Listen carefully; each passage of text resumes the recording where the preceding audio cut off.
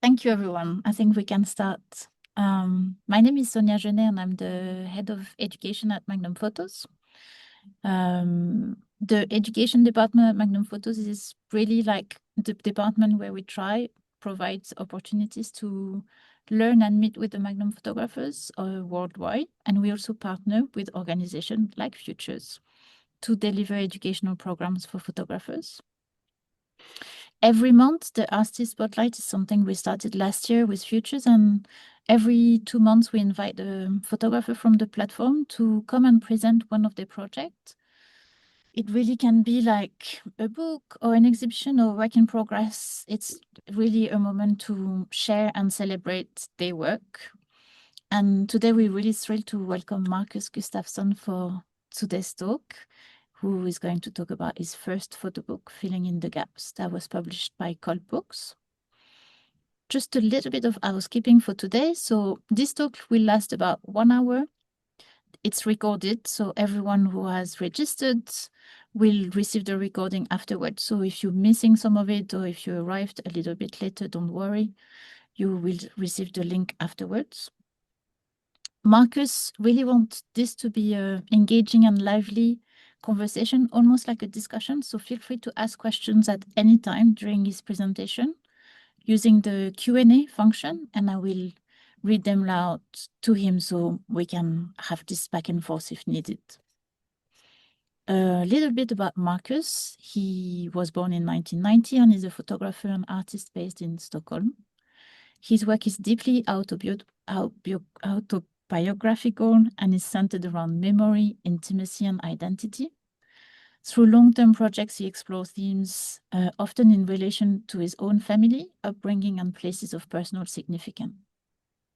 His practice is grounded in recurring processes, returning to images, places, and emotions that reflect the layered and non-linear nature of memory.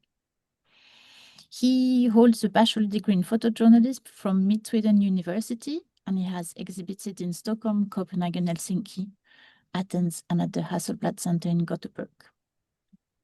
In today's talk, the book Filling in the Gaps is a project that explores a deeply personal and complex narrative about Marcus's father's alcoholism and the impact it had on himself and his family.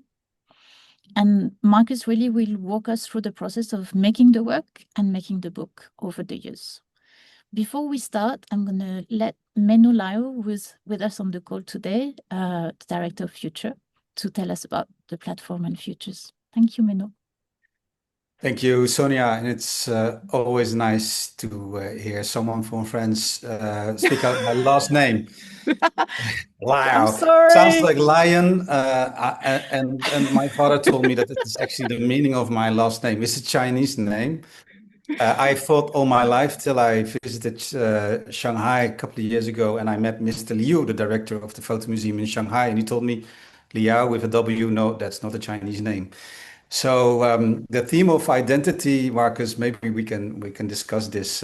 My identity. Wait, but how do you pronounce it? Liao. Liao. Yes, Is it's the like French the person sound. trying to have an English accent? Welcome, everyone. I'm so glad to see so many people attending this this session, Magnum and Futures Education Program. I'm the director and founder of Futures. I guess most of you know Futures. Maybe you're a Futures artist. But just to briefly introduce my organization, we started in 2017. December the 1st, 2017. So next year we will celebrate 10 years of Futures. It's a platform that is focusing on supporting artists, focusing on supporting emerging artists, so who have been acknowledged as a talent, maybe won a talent competition. But we believe that if you want to support artists in their career, you cannot do that only with one acknowledgement. You have to do that over a longer period of time. Hence, we started this support program in 2017 and been developing that into, letting it grow every year gradually with members across Europe. Now we have 25 members. They are festivals and musea who actually select the artists focusing on their region. So currently In our website, we represent roughly 850 artists who have access to our program. Education has always been part of our activities, same as networking events, exhibitions, and promotion events. But when we started to collaborate with Magnum, it really took off. I am so grateful, Sonia, for having worked with you. I know you will be leaving Magnum, so for those of you, please keep attending our sessions with Magnum. But next time, I'm afraid you will see someone else and not Sonia. So Sonia, I also wanted to take this moment to thank you for your dedication, your support, and for setting up this program and this collaboration. We're extremely proud and that we were able to do this, and grateful for Thank you, help and Magnum. support. And I wish you all the best in the rest of your career. I'm sure we will meet again. Thank We'll you. definitely meet again. Please go to our website and subscribe to our newsletter for those who haven't done that yet. We have a growing number of opportunities, certainly for those who are selected as a Futures artist by one of our members. But later this year, we will also launch a paid version of an education program. Keep an eye on that. We have a residency program that is growing and has an increasing number of opportunities, sometimes also for artists outside the Futures Network. So I invite you all to subscribe to our newsletter, and that way you will stay connected. And now I'd like to give the word to Marcus. Marcus, thank you very much, and good luck with this session. Thank you so much, Mino and Sonia. Hi, everyone. I'm Marcus Gustafsson, as Sonia said, photographer and artist based in Stockholm. And today I'm going to talk about my first book, Filling in the Gaps, and how that came to be, more or less. But first, I just wanted to start talking about like my previous work and how this all started. So, as Sonia said in the presentation, most of my work is autobiographical in some sense. And that's something that I kept with me since my studies as a photojournalist. I still work as a photojournalist today as my main job. And it was during the university that we were when we studied photojournalism, we were told to that the easiest way to find stories is to dig where you stand. And I think that's something that's stuck with me. Even in my own practice. So I've done projects about my family, about my friends, places where I lived, and stuff like that. So that has been like my main theme, more or less. So I wanted to share and show you I did a small scene that was released in 2021. By a publisher called Kultbooks in Turkey. Let's see if I can share the screen here.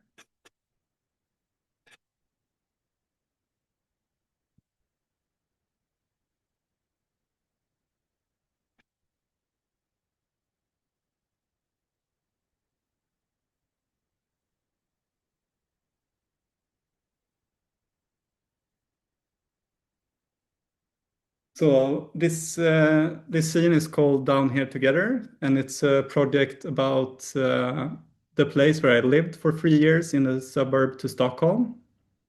So I started this project as just I shoot it with no intention to make it into something. It was more like a way for me to near the place that was supposed to be my home at that time. And then after 3 years, me and my then partner separated, and I had to move from there. Then I realized how much this place had meant to me, and the period of time as well. So then I started going through my archive with the pictures from this era, because I kept my photo, my camera on me like all the time when I was here. So that turned into this scene, and I think that's like around here is when I like really started to focus more on the theme of like memory and how memory is non-binary, how it's fractured and also inconsistent sometimes. So I think that's like here like the red thread started in my work in some sense. So this was published in 2021, and I did some exhibitions with this as well. And after that, I more or less think do you see it? Have it stopped? Is it? Yes, it stopped. It I stopped. didn't know if you had not done. Yeah, it is. I stopped again. Maybe flick through them in case it doesn't work. Let's see if it works here. No, we just flick through them. We did the test for everyone. It was working earlier, like always. Let's see if it's gonna.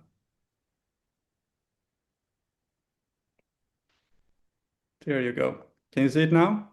Yeah. Yeah. So like, so this was the starting point, and like after this project,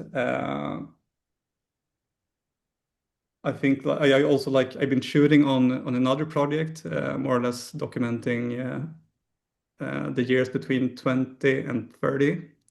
So like growing up, really going into the transition into adulthood.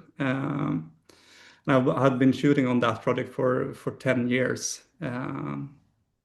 So this was in like 2022, I think, and when I started to feel like really stuck in my practice.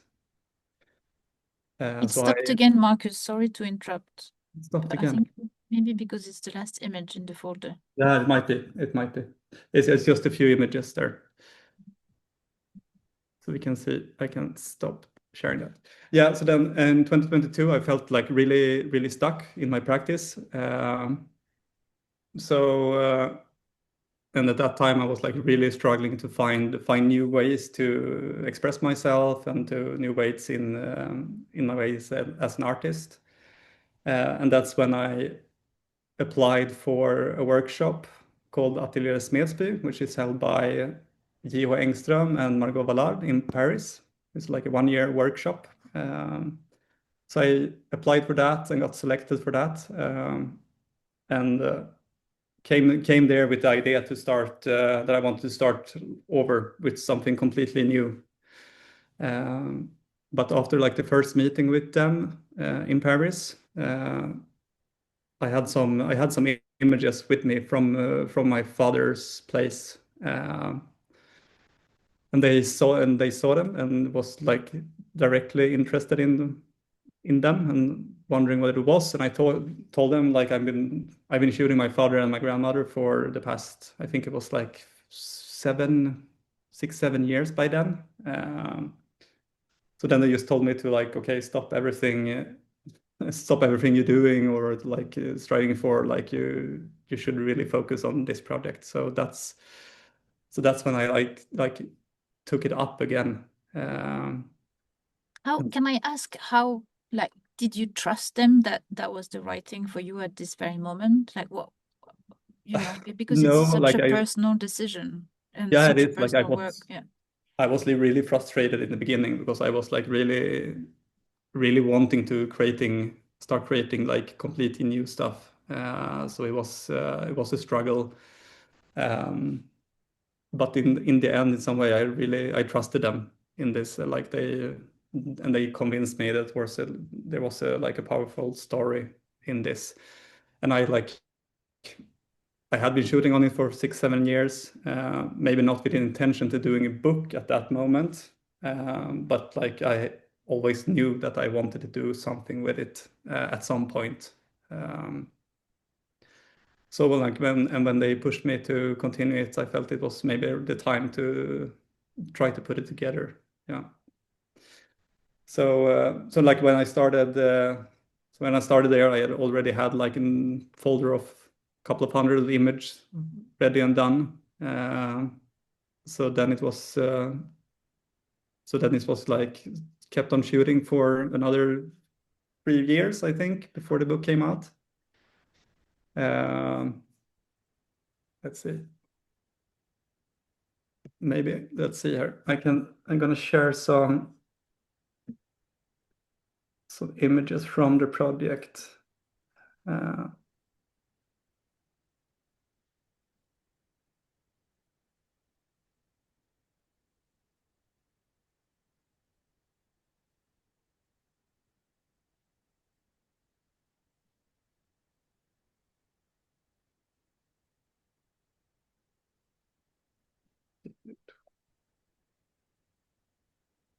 you see it?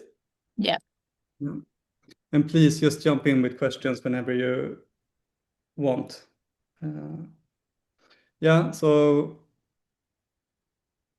when I started, so I picked it up again during this workshop, and then like the real struggle started with like formulating the work especially for myself. I think what it was really about, because like I've been documenting my father and my grandmother mostly the years before.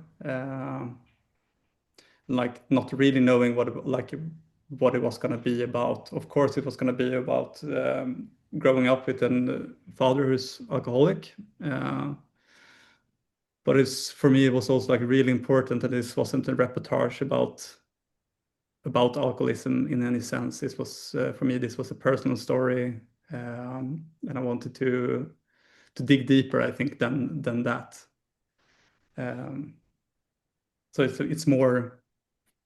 For me, it's more about how alcohol addiction changes the like structures in family, how it's like for myself as well. I like growing up. I don't remember like big parts of my childhood. It's completely gone. So for me, it was like also like a search to dig deeper and try to fill in those gaps as was in my childhood in some sense, trying to understand what had happened and how we ended up here like we are today. So who is taking the pictures of you? Are these self-portraits? no, not like I would say most of them are self-portraits. Some of them are me like borrowing out my camera, like take a picture. So it's but most of them of me is self-portraits. Yeah, so like I continued shooting for another 3 years, like a bit more focused, trying to like find those images that I needed and I wanted and I felt that I didn't have yet. And it's and that's also it's really a real struggle, I think, working with like personal projects like this. It's hard in so many different ways. It's hard on yourself. I remember many times going visiting my father. I couldn't even like bring up the camera. Went there, took like 0 images because like what? Few questions in the chat. I'm gonna start with Chiara. Yeah. But few questions about taking pictures of your family. But Chiara is asking, was there a specific reason you started taking pictures of your grandma and father at first? And were you already feeling like there was something building up, even without realizing it could be a project at first? Yeah, like why I started with my grandmother and my father, it was like mostly because my father didn't have a home, so he was living with my grandmother. So it's like just a practical thing. So they were living together for many years before my grandma passed away. So that's why. So like I grew up with my grandmother. Like she was like a second mom to me growing up. So that's why I'm like, yeah, and as you say, it's like if I could see it growing into something. I think I work that way. I think I start shooting things that interests me. Like I usually don't have a clear idea what I want to do. It's more that I find some tension or something that intrigues me, and I start shooting, and then it more like during during the process it grows, and sometimes it changes to like be different things for me. So it takes like a really long time to like really decide what this is about for me and how I want to present it. If that answers your question. I think it does, but Yeah, good. Kira can ask if she needs more Yeah. clarity, but it feels like you've answered that very beautifully, actually. There's Amelie and Marisol, they both asking how your father felt about the photograph and being at the center of it. Was it kind of a natural process or was it challenging? And then there's a question about publishing the book, but I think we can keep this one for the end. Okay, yeah. Now, of course, like my father is not used to be photographed in this way. I mean, I think he's gotten used to it more and more by like during the years, of course. As you can see, it's like I've been present. Like he knows I take in images. He didn't know from the beginning that maybe it was going to be in the book that came later. Like, but he was of course aware of me like taking pictures, and he know I work as an artist and photographer. So of course he knew that I was doing something. And that's really hard. Like to get. I mean, like in the family, you are super comfortable, I feel, but at the same time, also that's all. What I experience is like it could be like even harder to put up the camera in those situations because it can be so unnatural, like being in your safe space as a family, and then picking up the camera and being a photographer and an artist is a real struggle, and I think that's also like you just have to keep on doing it. Was the way for me to go back and over again till you got those images that you wanted. So that's I mean that's a real challenge, and I don't really have an answer like how you can deal with that. It's just for me it was just like pushing through that by just continuing.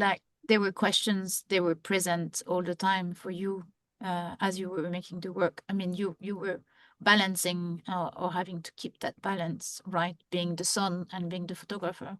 Yeah, and that's like a really challenge as well, and that's also sometimes why I like didn't shoot when I visited my father, because like you fall back into the role of the child, and like it's combined with a lot of anxiety, feeling guilt.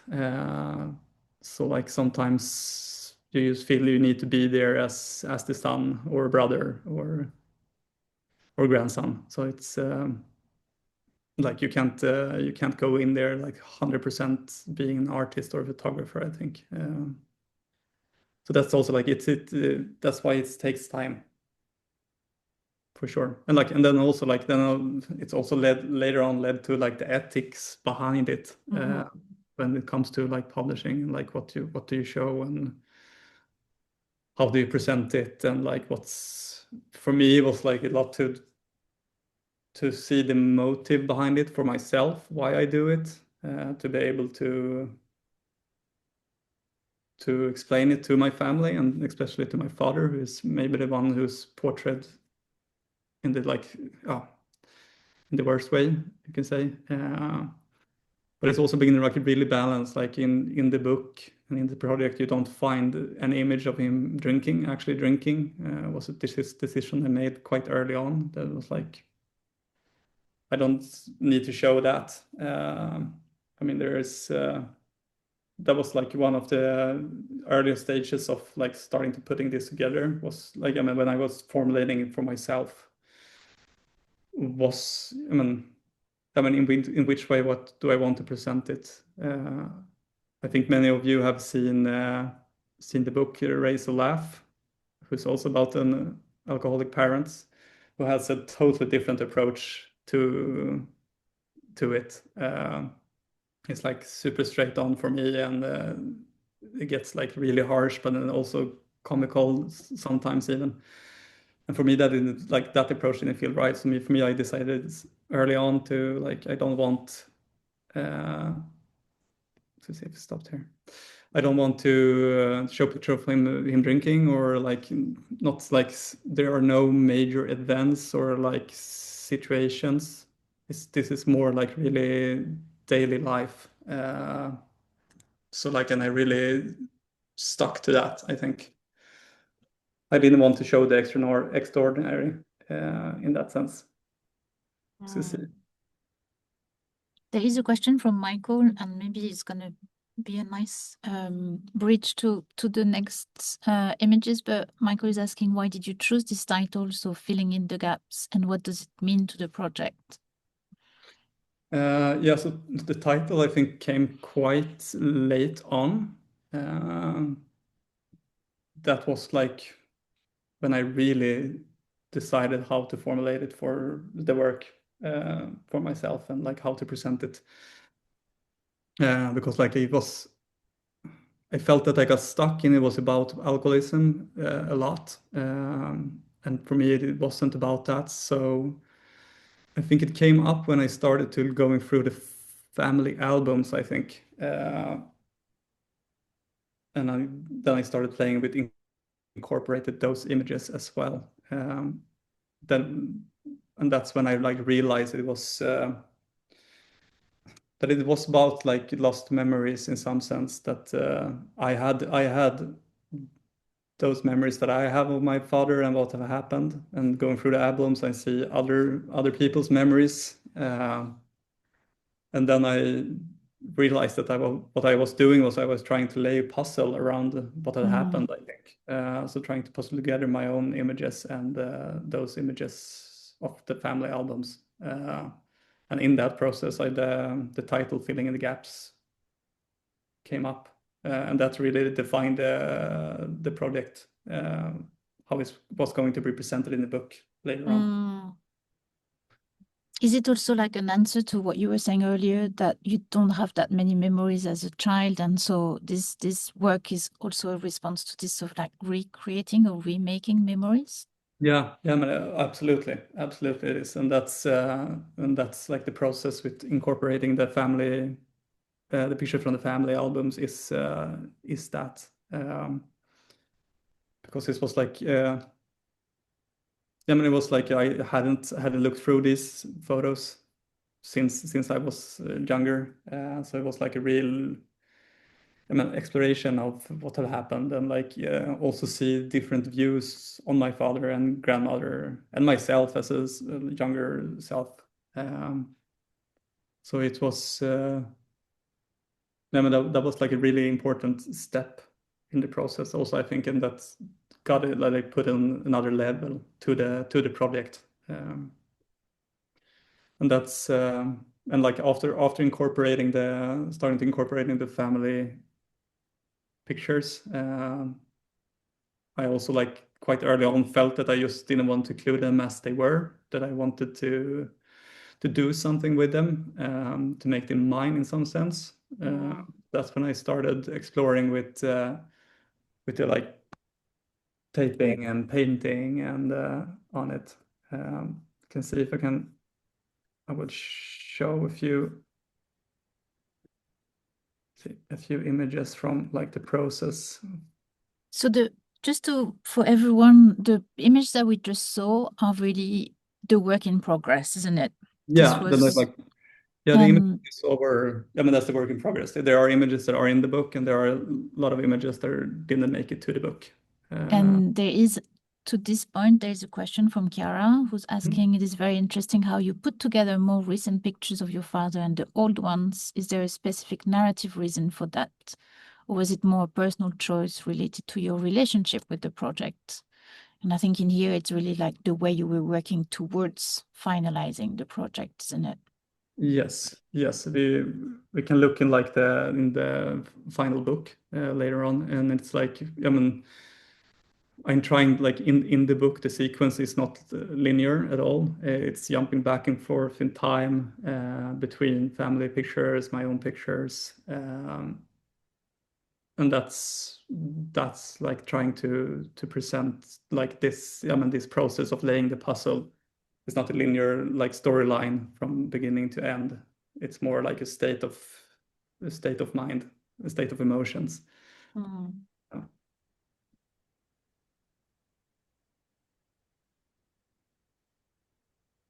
These are images, so the pictures that you're going to see now are really, Mark is really working and living with the work. And we thought it was an interesting also moment and pictures to show. Yes, yeah. So like starting to put together like the book and starting to working with the family images. As you can see, like I work with the edit like really, really much. Let's see it. We don't know why it does that. Yeah. See if you can see it. There we go. Yes, it's going Yeah. back. Yeah. No, like so I really like live with the pictures for a long time and re-edit, and as I said, like it's been changing for me what the project has been about. So it's for me, it's like there are pictures on the floor, on the walls all the time, is with me on travels and everything. I don't think it was so many more than that. I think this was the last one. Yeah. And as you can see in let's see there. So like I started to like painting and taping on the pictures, and for me that was like, as I said, it was like a way for me to make them my own, and I tried out like a lot of different ways to manipulate them, like just really playing around with them. But then ended up with this working with like crayons and tape. And like yeah, I mean, just simple paints. As you can see, it's like the tools are really like for childs, and that felt the most honest for me in the end. It was like to let my, I mean, in some sense, like let my inner child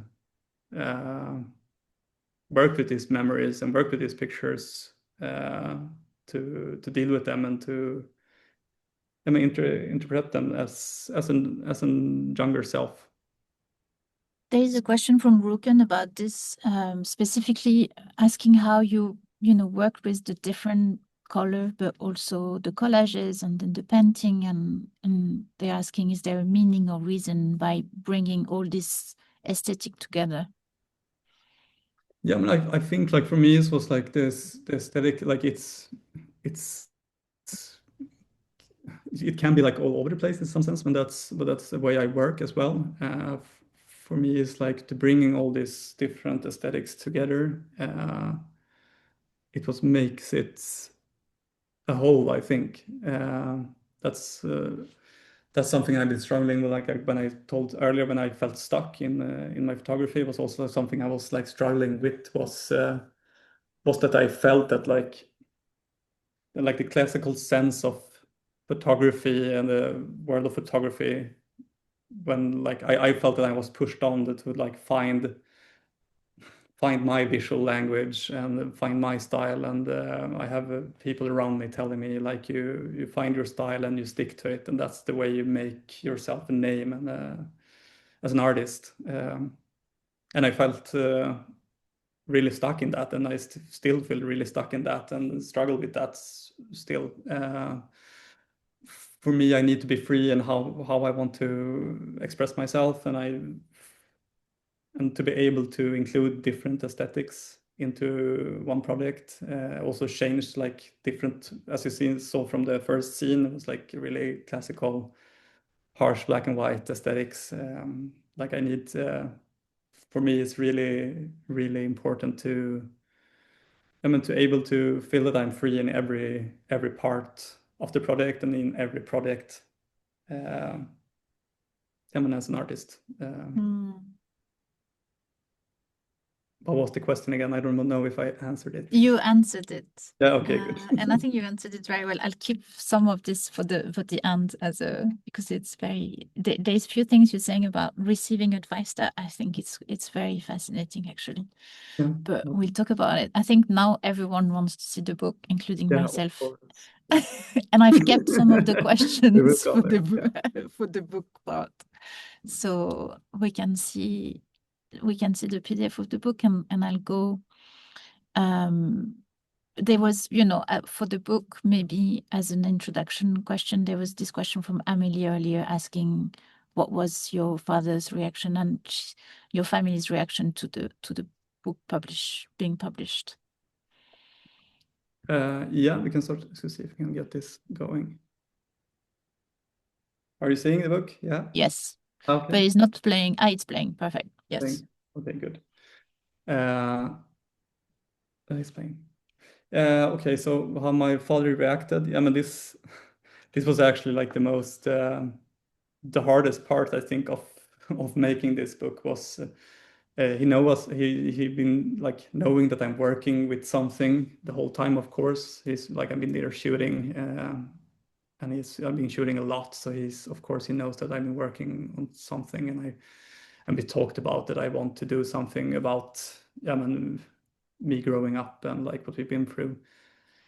And also like when I started the workshop in Paris, I was completely honest what I was doing there and that I worked with this project then.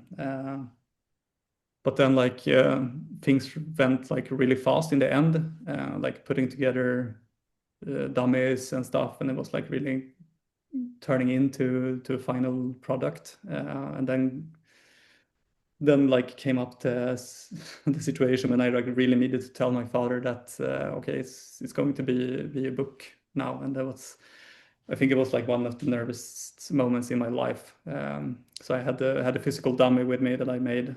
And I went to his place. He lives a couple of hours away from Stockholm now. So we went there, me and my girlfriend. And we really sat down and just presented it to him. And we looked through it together, the whole production. And I remember he went through it. He was quiet all the time, just sighing at some parts. And then he just put it away and said like, okay, this is how it have been. And I support you in what you're doing.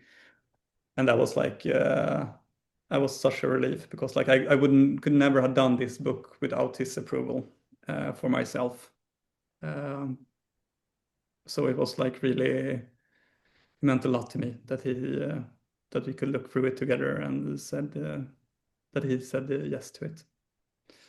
So he knew that it's going to be a book, and for me, it's like I think it's in my other projects that I've done as well. It's super important that people know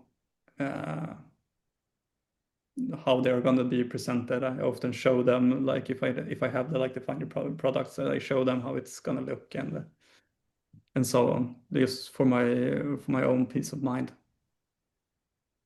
It's beautiful. Thank you for sharing this part.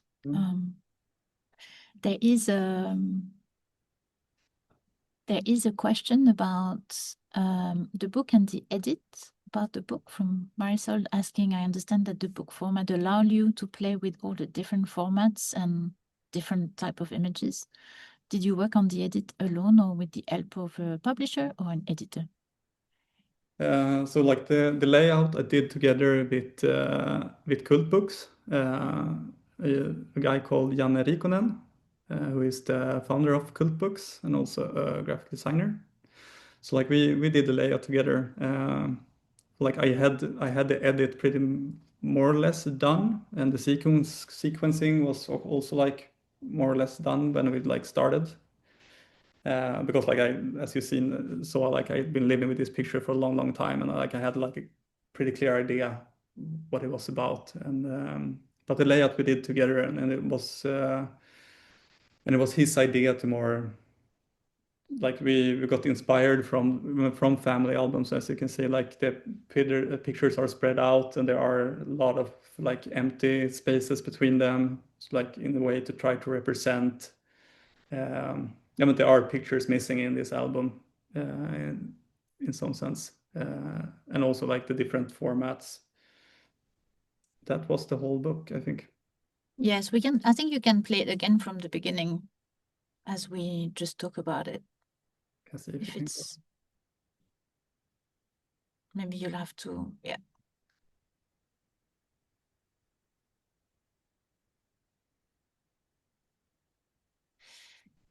Yeah, so like we so that we did together, and he was a big part of that, putting in his input in how to do the layout, because like I'm not really into that. Like I'm in that sense I'm a photographer, so he really helped me in that sense, and also like keeping that, like I didn't want this non-linear like storyline as well. So like also like jumping between like the family album pictures and my own, like in the book, like all the pictures that are manipulated are pictures from my family albums, and those that are not are my own images. So, and we also played with like the pictures from the family albums are quite a bit smaller, as a way to represent that they are not my own memories, that are more distant memories, and that my own images and memories are more like present. So that was also an idea behind it. There's a question from Carolina. Thank you, Carolina, for sharing with us. She's saying, I'm myself a child of an alcoholic, and even though my mom is long gone, I still feel embarrassed to tell the story. I keep it in my head for years, but I'm still not strong enough to materialize it. I admire you for taking on this incredibly difficult topic, which is difficult to process and even more difficult to photograph and share with the world. What were your feelings after publishing it, and what were the audience reactions? I mean, the feeling of course you're scared. I mean, like this is I can imagine Carolina as well. I mean, like it's growing up with addiction, and like an alcoholic parent is so connected to shame for many of us, I think. So of course this is like really pouring your whole like history and heart out there. So I was in some sense I was like super scared. I was scared for myself as a person, but as an artist I was super confident that this was right, and this was the way I wanted it to be presented. So like in that, I think that confidence made me be able to put it out, like, yeah, for myself as a like a private person also. So I think that's the way to like be really confident in the work you've done.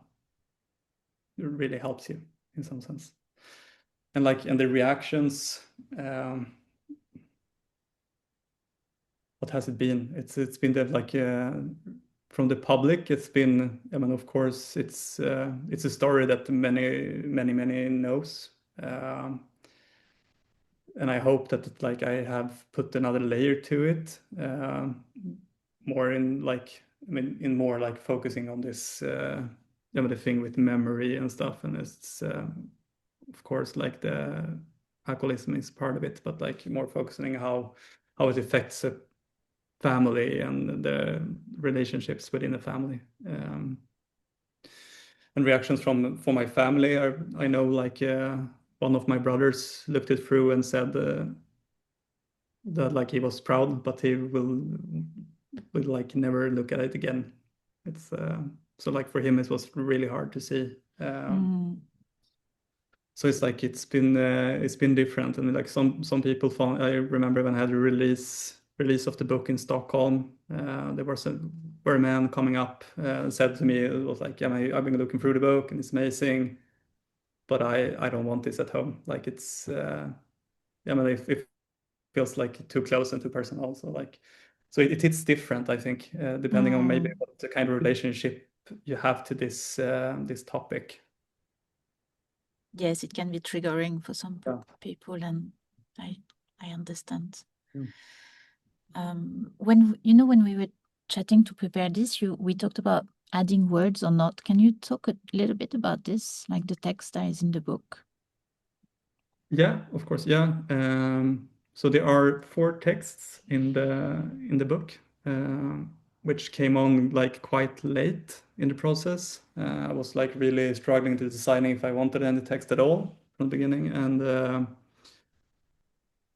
after talking like with friends and colleagues and Kultbooks as well, I decided that that the project needed some kind of text, and then was like the process deciding of like how in what way the text should be presented.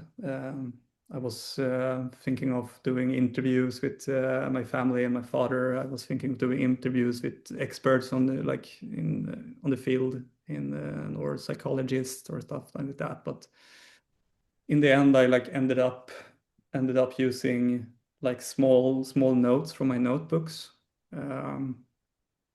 that I've been writing during the years, and like some of them I wrote like in the last year when I knew that I wanted text to the book.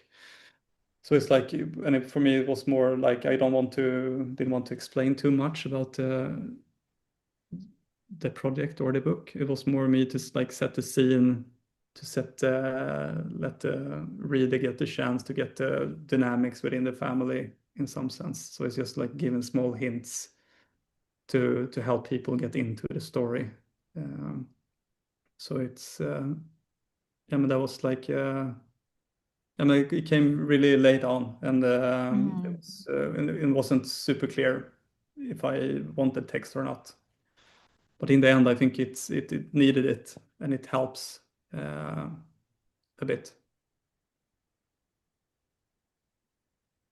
Especially in this spread, I think it's I mean, it goes also very beautifully with the pictures that is next to it. Yeah. Like, we've been working really carefully where we place the text, because like I think it's super hard. For me, it's super hard to combine text and images. I think it's the text takes over way too easily. So we've been really careful where we put the text.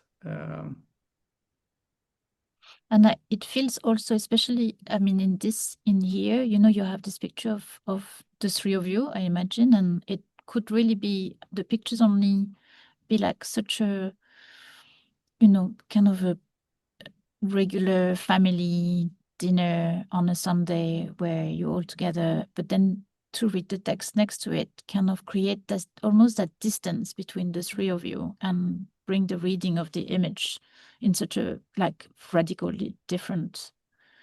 And I think for me, this is, when text and images are very well crafted and curated with each other, this is where the impact really is felt the most. When it's adding meaning as opposed to kind of canceling the meaning of the picture. Yeah, and that's a really struggle. I think that like there are some good examples of it that I've taken with me, and I've also seen like a lot of bad examples, and I think that's when it's just a conflict between the pictures and the text. But it also like that's depends on who you are, I guess. I mean, like for me, I write texts for myself in my notebooks all the time, and I've included it in other projects as well. But I'm super restrictive with it. There is a question from Victoria about the kind of, she also says that the project is beautiful and touching and very respectful and inspiring, and they're asking what kind of equipment did you use, and also were you using flash? Equipment, I don't know if they mean like in digital or analog. Yeah, camera. Yeah, I shoot everything on film. I do, but also like for me, I use like I don't know how many cameras I've used in the project. I don't have like a special one that I use. There are medium formats. It's everything from Holgas to small compacts to like I mean, like for me, that's also a part of it, like being free and how I express myself, and like not to limit myself in one aesthetics, I think. And I think that's I realized that later on, because I had been shooting on this project for a couple of years, um, and I can see that I like tried a different visual like aesthetics. I'm trying to find something, and until I realized, okay, but it's all of this is me. I want to include that. So it's different cameras, it's different formats. The only thing that holds them together, maybe it's shot on film. I use flash. I use non-flash. It's everything combined, more or less.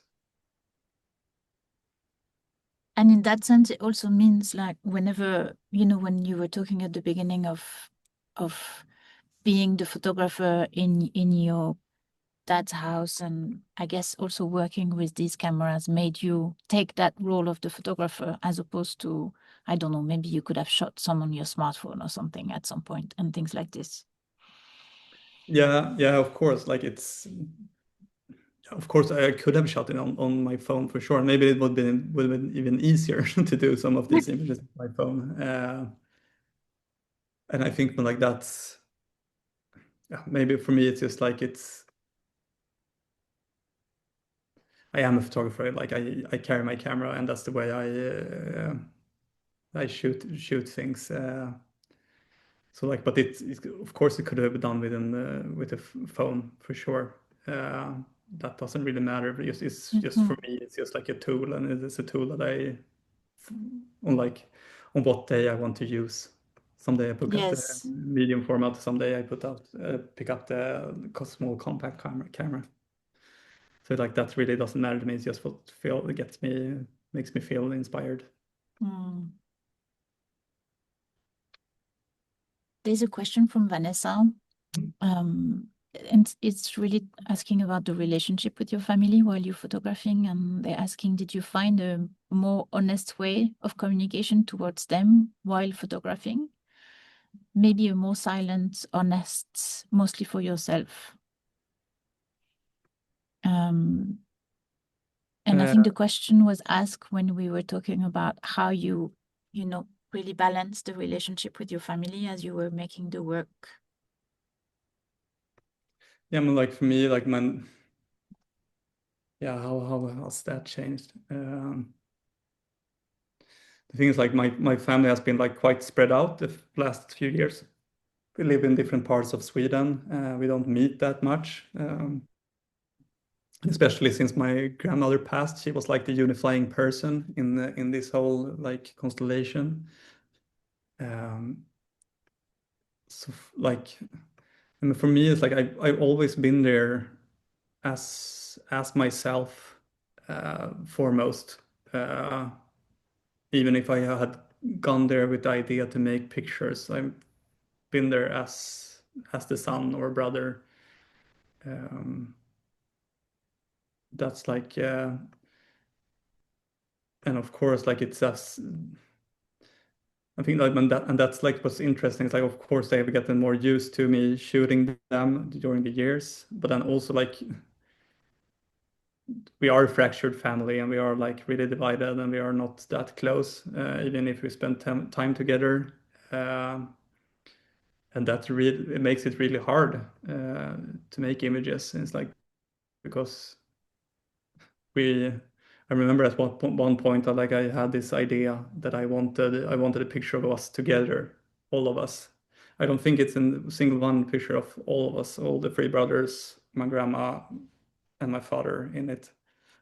So I was like really, really aspiring to taking that image, and I tried for 2 years, I think, and then we finally got on a small vacation together for a few days, and I ended up taking some pictures, and then I just felt that I wasn't being honest with myself, that I was trying to push something onto us that we weren't.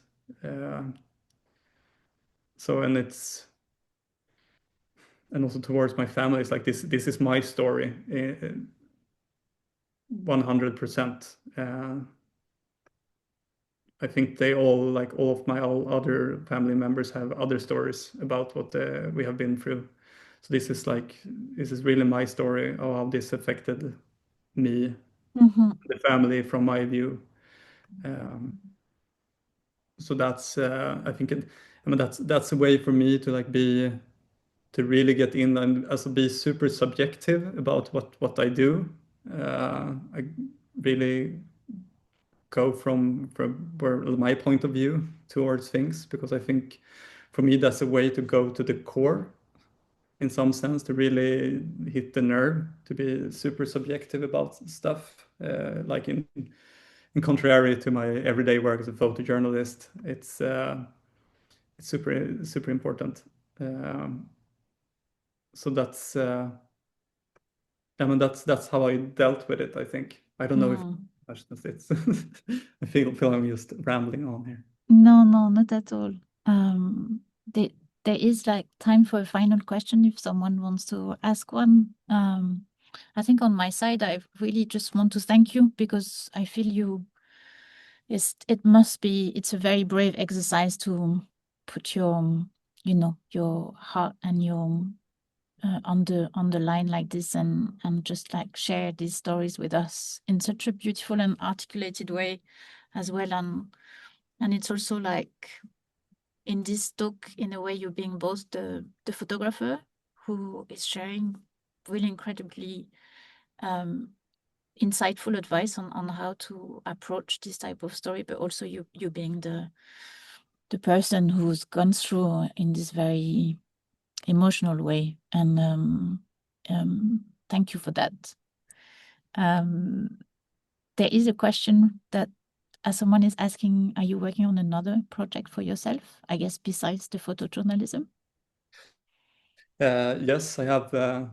I usually have several projects going side by side. So like, yeah, I do like the one I mentioned before, that I've been shooting my life and my friends between 20 and 30 years old. That's a project that I've just put a pause on, that I want to make something out of. And I like, it's now I'm 35, so I want to continue shooting on that. But it's more like to put it together into something I hopefully that will be a book as well.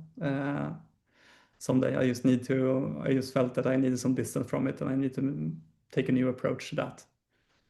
And then I have started a new one as well, that it's too early to talk about at this point, but I have some ideas that I'm working on. So like there's always at least two projects going on side by side. And I also have a question. You mentioned there is, throughout the talk, there is the notion of like receiving advice or allowing advice into the work you're doing. And I think you've mentioned two situations that are completely opposite to each other. The first one being you went onto this workshop, and then the tutor and the mentors on the workshop kind of tell you, okay, stop looking somewhere, find a project. The project is in front of you, and this is your dad and your family story. You have to follow it.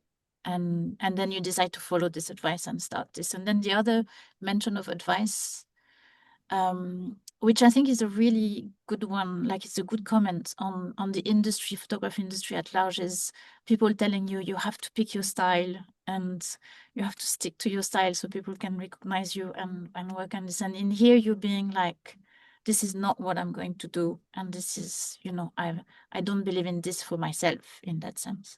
I think for me, the conclusion of this is like in both situations, you've really followed your heart and knew how to deal with these advices that maybe were difficult, but also insightful. But can you maybe talk in the spirit of sharing some advice to the audience in here? How do you navigate this as a photographer on a regular basis? Oh, I think it's like, I mean, for me, it's important to like, formulate for myself what I'm doing and like who I am, both as a person and as an artist. And I'm super open to advice, and I really thrive from getting advice and that. But I think you have to like, for myself, I have to really take it in and like really evaluate it, what is me and what is not.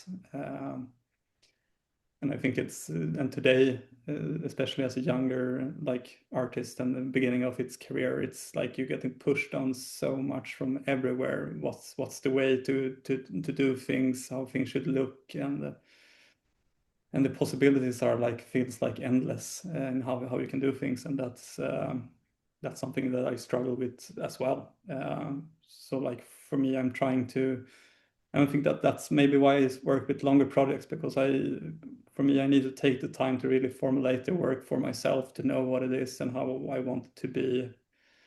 So if I'm gonna give any advice, it's just like don't push, like don't stress, don't push it too hard. It's like it's gonna come to you eventually. Like of course you have to work it with like within yourself and like deal with those thoughts. But I think that like time really helps. Please don't stress it, is my advice there. It's beautiful advice. Thank you. Where can people buy your books if they want to? Is it on the Kultbooks website? Is it on your website? Yeah, you can buy it on Kultbooks. So it's kultbooks.com. Yeah, I put it on the chat. Yeah, exactly. There you can order it from there, and I think it's distributed. Also, there is in bookshops around Europe. I don't know exactly where, but you check your local bookshop or go and order it directly from them. Okay. Yeah, and if anyone has any more questions or want to reach out later, you were gonna send I can put in my email address here, or an Instagram. Yes. If people want to get in contact. So I have shared for everyone, I have shared Marcus's Instagram in here, and when I will send the recording, I will also share his email address if you want to continue the conversation. Thank you, Marcus, so much it was a really beautiful and insightful talk. And thank you everyone for all your questions, which were as beautiful. And I will send the recording tomorrow. Yeah, thank you for this opportunity. It was super nice, and thank you so much for all the interesting questions. It's made it a fun talk to do. Thank you so much. Thank you. Thanks, Marcus. Yeah, thank you. okay. Bye. Bye.